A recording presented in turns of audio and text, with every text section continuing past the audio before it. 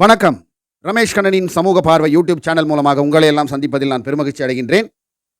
இப்பொழுது பாஜக கிட்டத்தட்ட 13 ஆண்டுகளாக ஆட்சி நடத்திவிட்டார்கள். இந்த 13 ஆண்டுகளில் அவர்கள் எதை சொல்லி ஆட்சிக்கு வந்தார்கள்? இந்த 13 ஆண்டுகளில் அவர்கள் செய்தது என்ன?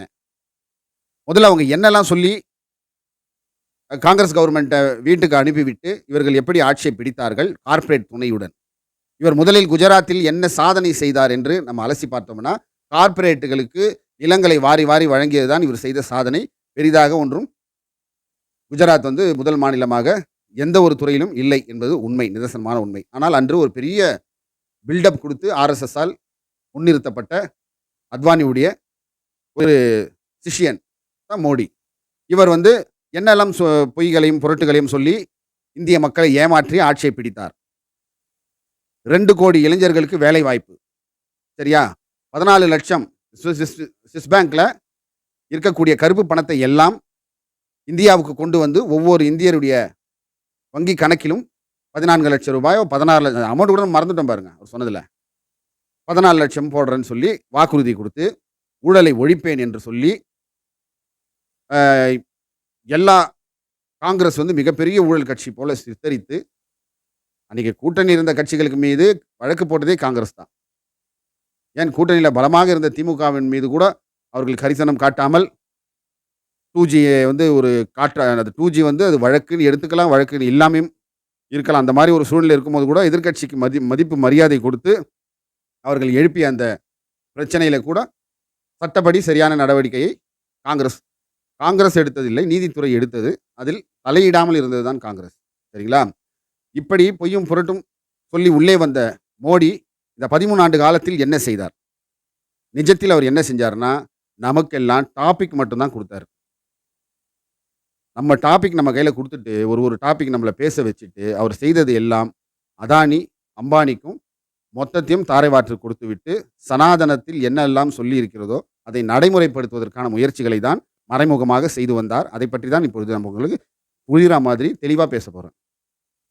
சரிங்களா? இப்போ நமக்கு டாபிக். முதல் டாபிக், அயோத்தியால ராமர் பொறந்தாரா? பாபர் பொறந்தாரா? ராமருக்கு சொந்தமான இடமா? பாபர் மசூதிக்கு சொந்தமான இடமா? என்ற டாபிக்கை கொடுத்து ஆட்சியை பிடித்தார்கள்.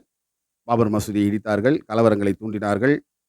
கோத்ரா ரயில் எரிப்பு சம்பவத்தை நிகழ்த்தினார்கள். அவர்களே S6 கோச்சை எரித்து, அதில் இஸ்லாமியர்கள் எல்லாம், உதவிக்கு வந்த இஸ்லாமியர்கள் மீதெல்லாம் வழக்கை போட்டு அவர்கள் எல்லாம் விடுதலை செய்தது நீதிமன்றம்.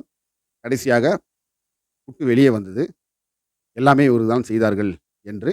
இருப்பினும் அவர்கள் அதிகாரத்தை வைத்து பாபர் மசூதியை இடித்தது தவறே இல்லை என்பது போல எல்லோரும் விடுதலை செய்து விட்டார்கள்.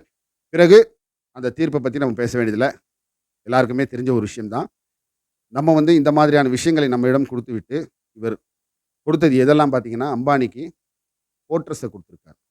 நீங்க போர்ட்ரஸ்ன்னு சொன்னா, கடல் வழி நம்ம இந்தியா உள்ள வருவதற்கான கடல் வழி. இதை தனியாருக்கு யாராவது எந்த நாட்டிலாவது கொடுப்பார்களா? இவர்கள் கொடுத்திருக்கிறார்கள்.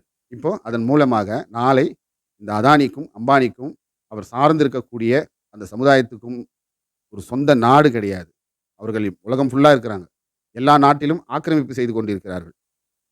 அதிகாரத்தை பலமாக பிரயோகப்படுத்திக் கொண்டிருக்கிறார்கள். இப்படிப்பட்டவர்களிடம் மொத்தத்தையும் நாம் கொஞ்சம் கொஞ்சமாக கொடுத்து விட்டோம்.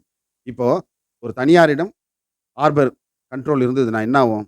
நாள பின்ன அவருக்கு தேவையான அந்த தனியாருக்கு தேவையான ஒரு அ லாபகரமான ஒரு விஷயம் அவர்களுக்கு செய்து கொடுத்து விட்டார்களேயானால், எந்த நாட்டினர் வேண்டுமானாலும், எதை வேண்டுமானாலும் அதன் வழியாக இந்தியாவினுள் கொண்டு வர முடியும். உதாரணம், எத்தனை 1000 டன் கஞ்சா பொருட்கள் அதானியுடைய போர்ட்ரஸ் மூலமாக உள்ளே வந்து, இன்னைக்கு இங்க இருக்கிற சங்கிங்கெல்லாம் போதைப் பொருள தடுத்தியா? அவங்க விட்டுட்டாங்க. அதுக்காக நீ விட்டுடுவியா?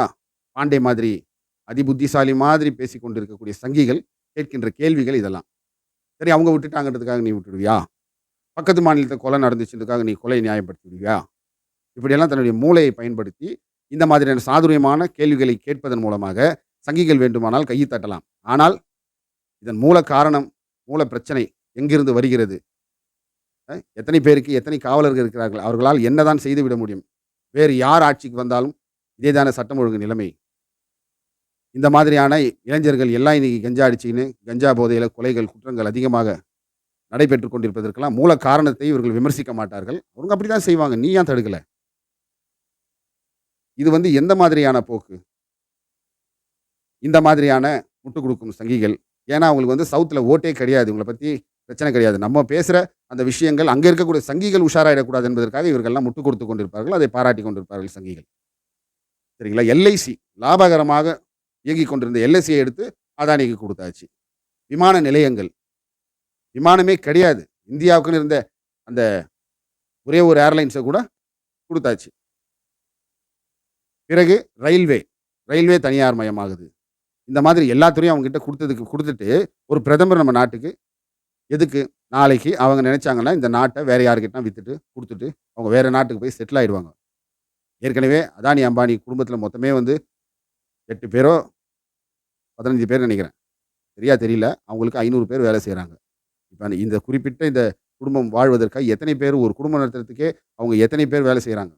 இப்படிப்பட்டவர்கள் நாளைக்கு இதே சொகுசு வாழ்க்கைக்காக வேற நாடுக்கு சென்று விட மாட்டார்களா?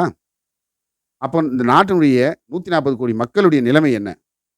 இதையெல்லாம் நம்மளை யோசிக்க விடாம, அவர்களுக்கு லட்சம் கோடிகள் தள்ளுபடி, இதையெல்லாம் செய்துவிட்டு, நமக்கு இவர்கள் என்ன செய்தார்கள்? இந்த 13 ஆண்டுகளில் பார்த்தா, ஜிஎஸ்டி ஜிஎஸ்டி மூலமாக இது காங்கிரஸ் நாங்களா கொண்டு வந்தோம். எது கேட்டாலும் நாங்களா கொண்டு வந்தோம். நீட் நாங்களா கொண்டு வந்தோம். இப்படி சொல்லுவாங்க. ஆனா ஜிஎஸ்டில எவ்வளோ பிரச்சனைகள் இருக்குது. அத கொண்டு வரணும்னு சொல்லி காங்கிரஸ் முனைப்பு எடுத்தது. ஆனால் அதில் இருக்கக்கூடிய ஏகப்பட்ட டிராபேக்களை எல்லாம் மனதில் கொண்டு, சரி நிறுத்தி வைப்போம். இதற்கெல்லாம் சொல்யூஷன் கிடைத்த பிறகு வேண்டுமானால், மக்கள் பாதிக்காத வகையில் அதை நிறைவேற்றலாம். நிறுத்தி வச்சத இவங்க கொண்டு வந்துட்டாங்க. கொண்டு வந்துட்டு அராஜகமாக ஒரு மனிதனால அவ்வளோ லாபம் சம்பாதிக்க முடியாது. அந்த அளவுக்கு ஜிஎஸ்டி. குறு தொழில் செய்து கொண்டு முதலாளியாக சுத்திக் கொண்டிருந்த இந்தியர்கள் எல்லாம் இன்னைக்கு அதையெல்லாம் விட்டுட்டு தொழில் நஷ்டம் இழுத்து மூடிவிட்டு எங்கேயோ வேலை செய்ய போயிட்டாங்க. மாத சம்பளத்துக்கு வேலை செய்ய போயிட்டாங்க. இதுதான் ஆரியர்களுடைய அந்த சனாதனம், இந்த மனுஸ்மிருதியில இருக்கக்கூடிய சனாதனம் இதுதான். மொத்தம் இத கிட்டத்தட்ட 1920கள்லாம் பார்த்தீங்கன்னா, 20க்கு முன்னாலலாம் பார்த்தீங்கன்னா, பார்ப்பனர்கள் மட்டும் தான் சொத்து வைத்துக் கொள்ளக்கூடிய உரிமை, படிக்கக்கூடிய உரிமை, அரசு உத்தியோகத்தில் வேலை செய்யக்கூடிய உரிமை எல்லாம் அவர்கள் மட்டும் தான் வைத்துக் கொண்டிருந்தார்கள். இந்த நிலையை நோக்கி கொண்டு சென்று, அதாவது ஆண்ட பரம்பரை, நோண்ட பரம்பரை என்றெல்லாம் பேசிக் கொண்டிருப்பவர்கள் எல்லோருமே பிசி, எம்பிசி, எஸ்சி, சூத்திரர்கள், பல்லர்கள், பறையர்கள், நாங்க மட்டும் தான் நெத்தியில பொறந்தோம். நாங்க மட்டும் தான் கடவுளுக்கு நேரடியான அ உறவு கொள்ளக்கூடிய, நேரடி தொடர்பு கூடிய ஆட்கள். நாங்க நெத்தியில பொறந்தோம். நாங்க தான் உயர்ந்தவர்கள். மன்னனை விட மேலானவர்கள் நாங்கள் என்று சொல்லிக் கொண்டிருக்கின்றவர்களிடம் எல்லாமே போய் மீண்டும் அவர்களிடம் போய் சேர்ந்து விட்டது என்றால், மீண்டும் சூத்திரர்களும், பறையர்களும், பல்லர்களும் கோமணம் தான் கட்டிக்கொண்டு இவர்களுக்கு ஊழியம் செய்ய வேண்டும் என்று சனாதன தர்மத்தில் இருக்கக்கூடிய அந்த நிலையை கொண்டு வருவதற்காக ஆர்எஸ்எஸ் உடைய கைக்கூலியாக பாஜக செயல்பட்டுக் கொண்டிருக்கிறது. அதை நோக்கித்தான் பயணிக்கிறார்கள். அதற்காக தான் புதிய கல்விக் கொள்கை. நல்லா பாருங்க. புதிய கல்விக் கொள்கையில 5ஆம் கிளாஸ் படிக்கும்பொழுது பொதுத் தேர்வு. 8ஆம் கிளாஸ் படிக்கும்போது பொதுத் தேர்வு. 10, 11, 12 எல்லாமே பொதுத் தேர்வு. அதையும் முடிச்சுட்டு போனா நீட். மருத்துவத்துக்கு நீ வரக்கூடாது.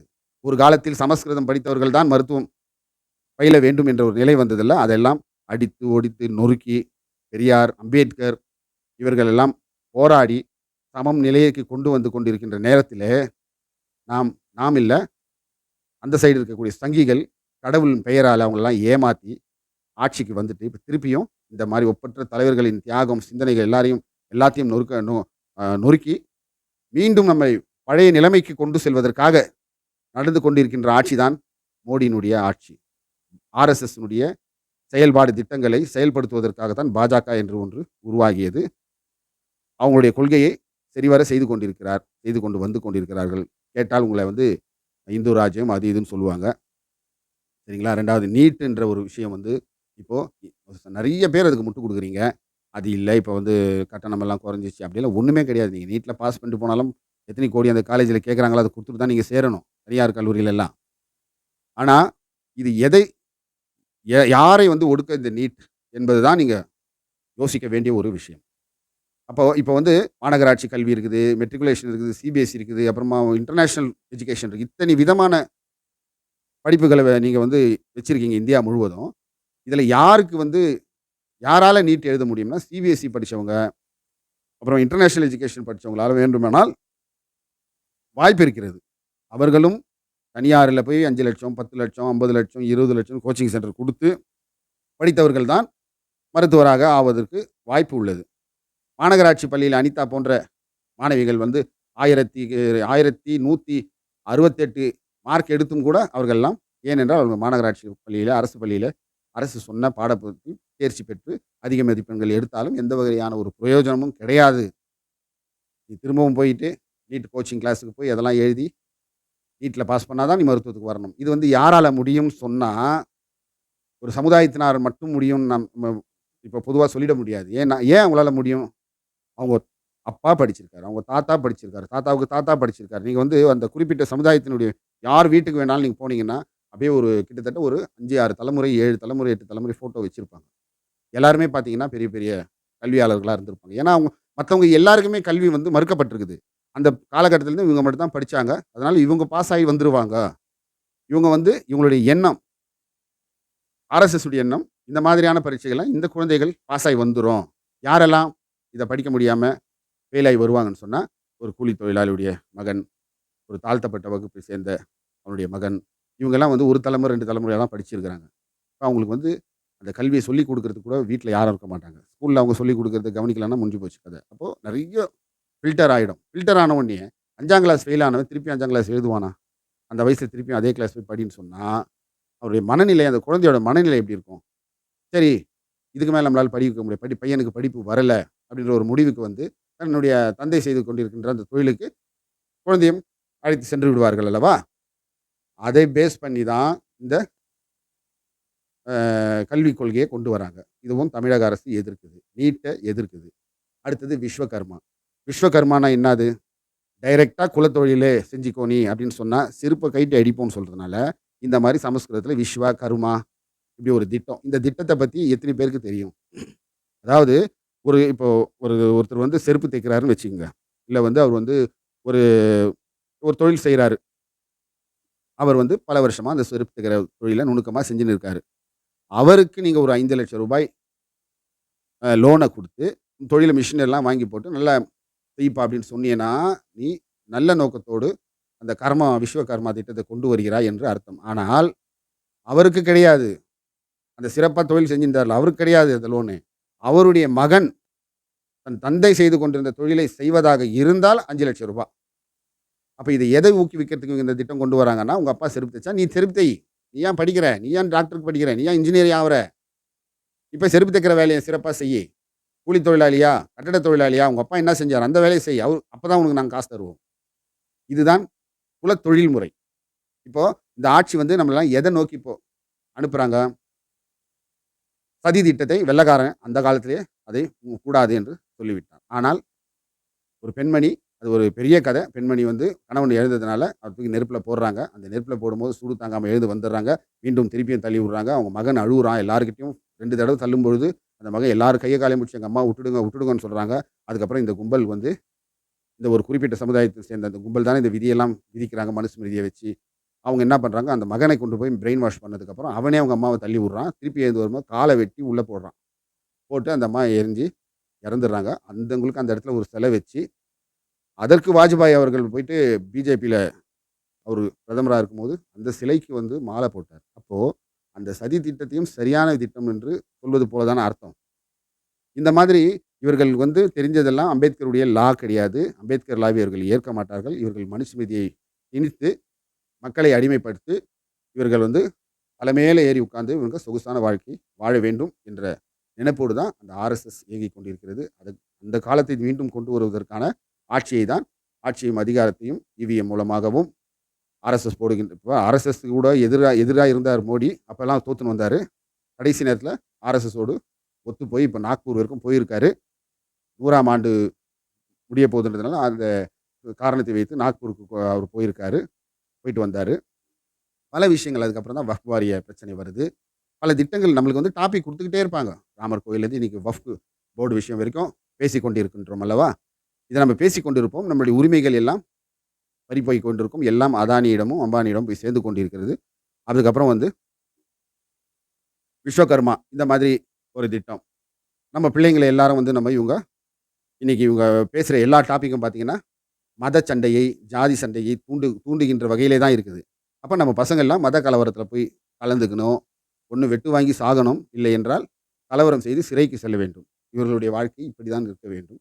மற்ற குறிப்பிட்ட கார்ப்பரேட் மட்டும் சிறப்பா எல்லாத்தையும் அனுபவித்துக் கொண்டு, அவங்க மட்டும் சிறந்த முறையில வாழ்ந்து கொண்டு, அவங்க தலையில இன்னைக்கு வந்து இந்தியா வந்து அவங்க கட்டுப்பாட்டுக்கு போக வேண்டும் என்பதை நேரடியாக எதை பற்றியும் கவலைப்படாமல் ஒரு 5 மாநிலம் இந்தி பேசுகின்ற மாநிலங்கள்ல அவர்களை எல்லாம் படிக்க விடாமல், ஆங்கிலம் படிக்க விடாமல், அவர்களை வந்து அந்த மாதிரி வைத்துக்கொண்டு அவர்களுடைய மொழியெல்லாம் அழித்து, அவர்களுடைய சொந்த மொழி எதுன்னே அவர்களுக்கு தெரியாத அளவுக்கு போயிட்டு, மும்மொழி கொள்கை அது இது இங்க பேசுறாங்கல்ல. இன்னைக்கு போய் மகாராஷ்டிரால மகர் யார் பேசுறாங்க? எல்லாம் ஹிந்தி தான் பேசுறாங்க. ஜெய்ப்பூர், போஜ்பூர்லாம் எல்லாம் போயிடுச்சு. எல்லாமே அழிச்சுட்டாங்க. எல்லாம் அங்கெல்லாம் ஹிந்தி போயிடுச்சு.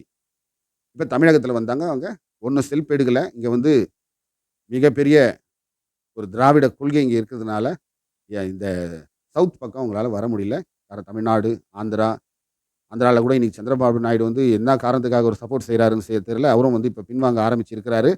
குறைந்தபட்சம் இன்னும் மிஞ்சி போனா 3, 4 மாதத்தில் இந்த ஆட்சி கவிழ்ந்துவிடும். மீண்டும் தேர்தல் வருவதற்கான அதிகமான வாய்ப்புகள் இருக்கிறது. ஏன்னா, இந்த மாதிரி ஆம் மைனாரிட்டி கவர்ன்மென்ட் அமைப்பதற்கு காங்கிரஸ் தயாராக இல்லை. அப்படி செய்றதா இருந்தா அப்பவே செஞ்சிருப்பாங்க.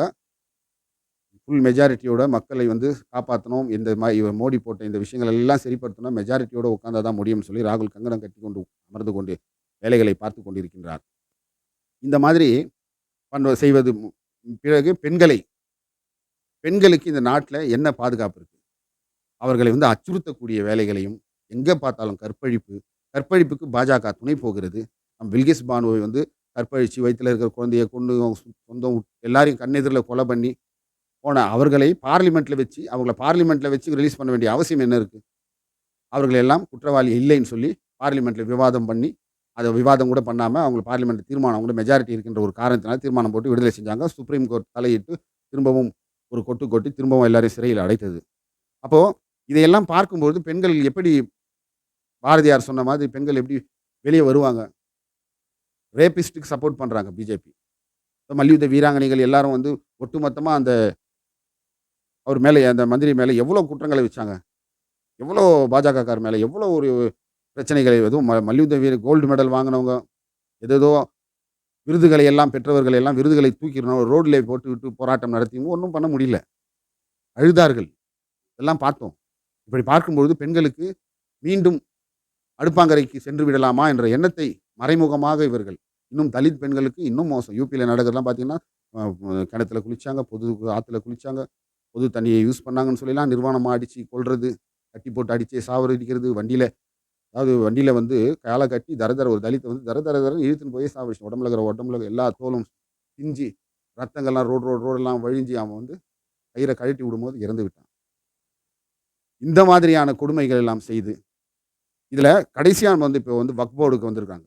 ஏன் இவர்களுக்கு இஸ்லாமியர்கள் மீது இவ்வளவு வெறுப்பு? ஏன் இஸ்லாமியர்களை இந்த நாட்டை விட்டே துரத்த வேண்டும் என்று கங்கணம் கட்டிக்கொண்டு சிஏஏ அது இது போன்ற விஷயங்கள்லாம் செய்றாங்கன்னா, நல்லா புரிந்து கொள்ளுங்கள். பிசி, எம்பிசி, எஸ்சி, எஸ்டி இந்த மக்கள் யாரெல்லாம் இல்ல ஒரு சிலர் வந்து பாஜக அரசுக்கு முட்டு குடுக்குறீங்களோ, இவங்கலாம் நல்லா யோசிச்சு பாருங்க. நான் சொல்ற இந்த விஷயத்த பாருங்க. அந்த காலத்துல வந்து இந்துக்கள்னா இவர்கள் மட்டும் தான் இந்துக்கள். பார்ப்பன இந்துக்கள் சொல்லுவாங்க. இவர்கள் தான் வந்து நம்ம வந்து கோயில் கட்டுவோம், செலவு செய்வோம். அதுக்கு தேவையான எல்லா வேலைகளும் சூத்திரர்கள், நம்ம எஸ்சி, எஸ்டி இவங்கெல்லாம் செய்வோம். கடைசியில உள்ள போய் அதில தண்ணி தெளிச்சுட்டு, தீட்டு கழிச்சுட்டு போய் உட்காந்துக்கலாம்னு யாரையும் உள்ள வரக்கூடாதுன்னு சொல்லிடுவோம். நீ வந்து உன்ன தொட்டா தீட்டு. நாடார்களை பார்த்தாலே தீட்டு.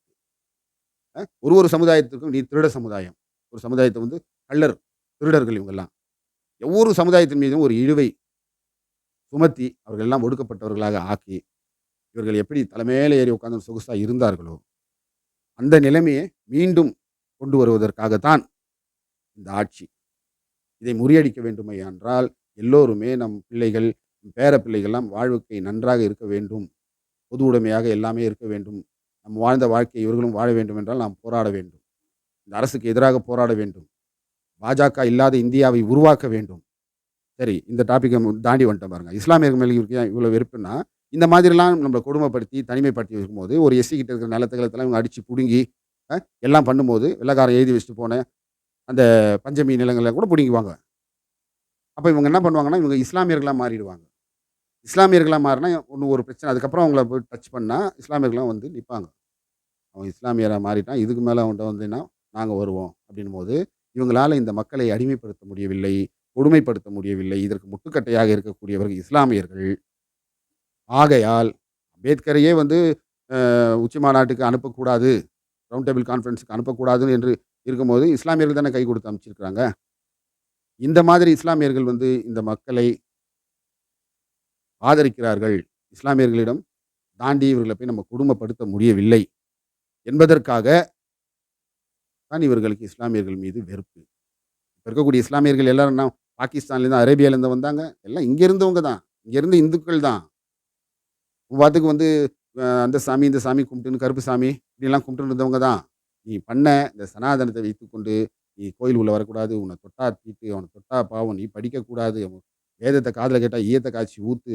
அவனுக்கு முதல் குழந்தை பொறந்தா கங்கையில தூக்கி போடு. இப்படி எல்லாம் நீங்க பண்ண தொட்டு தான் எல்லாரும் இஸ்லாமியர்களா மாறியவர்கள். கிறிஸ்தவர்களாக மாறியவர்கள். இன்னைக்கு இவர்களை ஒழித்து விட்டால் பிறகு எல்லாரையும் அடிமைப்படுத்திடலாம் அப்படின்னு கங்கணம் கட்டிக்கொண்டு ஆர்எஸ்எஸ் அஜெண்டாக்களை போட்டுக் கொண்டிருக்கிறது. அதை செயல்படுத்த துடித்துக் கொண்டிருக்கிறார்கள் பாஜகவினர். ஆகவே இது ஒவ்வொரு நான் ஆண்ட பரம்பரை, அவன்டா, நான் இவன்டான்றீங்கல்ல, அதெல்லாம் கொஞ்சம் ஓரம் கட்டிட்டு, எல்லாருமே நாங்க மனிதன், சக மனிதனை மதிக்கக்கூடியவன், நாங்கெல்லாம் ஒண்ணு, நீ வேற, நீ ஆரியன், நீ வேற, நீ வந்தேரி, உன்கிட்ட ஆட்சிய குடுக்க மாட்டோம். முதல்ல உன்ன ஆட்சியிலேருந்து இறக்குவது தான் எங்களுடைய திட்டம். நாங்க எப்படி வேணாலும் போவோம். நீ உள்ள வரக்கூடாது என்பதிலே தெளிவாக இருந்து, இதை வந்து பிரச்சாரமாகவே எடுத்துக்கொண்டு ஒவ்வொரு தனி மனிதனும் இந்திக்காரங்க உள்ள வரட்டும். அவன்கிட்ட சொல்லு புரிஞ்சுக்குவான். அவன் ஒண்ணும் அந்த இது கிடையாது. தன்னை தானே உயர் சாதி என்று சொல்லிக் கொள்பவன் கிடையாது. அவனும் அங்க வந்து ஒரு தாழ்த்தப்பட்டவன் தான். ஒரு பிசி தான். அவன படிக்க விடாம பண்ணி, அவன் இன்னைக்கு பானிபூரி, அது இது வித்துன்னு இங்கேயாவது ரூ. 700 குடுத்தா இங்க வேலை செய்றான். அங்கலாம் ரூ. 300க்கு மேல தரமாட்டாங்க. அது கூட ஒழுங்கா போய் சேராது. அதனால தான் அங்கருந்து இங்க ஓடியார்றாங்க. அதனால அவனுக்கும் எடுத்து சொன்னா புரிஞ்சுக்குவான். அவன் போய் ஊர்ல 10 பேர்ட்ட சொல்லுவான். பாஜகவுக்கு இருக்கக்கூடிய அந்த 5 மாநில இந்தி பேசுகின்ற மாநிலத்தில் கூட பாஜகவை எதிர்க்க ஆரம்பித்து விடுவார்கள். ஆகையால் பாஜக இல்லாத ஒரு நாடை உருவாக்க அனைவரும் பாடுபடுவோம் என்று கேட்டுக்கொண்டு, அடுத்து ஒரு நல்ல விஷயங்களோடு உங்களை சந்திக்கும் வரை விடைபெறுகிறேன். நன்றி, வணக்கம். உங்கள் புரசை ரமேஷ் கண்ணன். நன்றி.